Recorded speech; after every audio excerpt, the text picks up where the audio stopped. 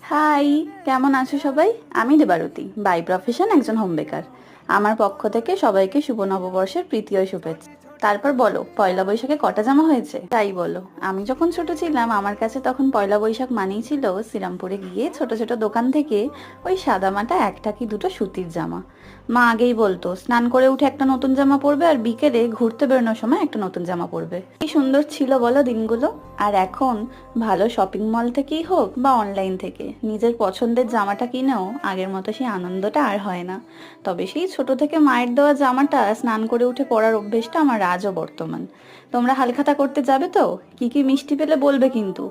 ভগবানের কাছে কামনা করি নতুন বছরের আগমন যেন সবার জীবনে খুশি নিয়ে আসুক। নতুন জামা পরে নতুন বছরের প্রথম দিনটা পরিবারের সাথে আনন্দ করে কাটাও সবাই। বাধা তো জীবনে আসবেই, তবে মুখের হাসিটা মিলিয়ে যেতে দিও না। সবাইকে শুভ নববর্ষ। খুব ভালো থেকো। টাটা।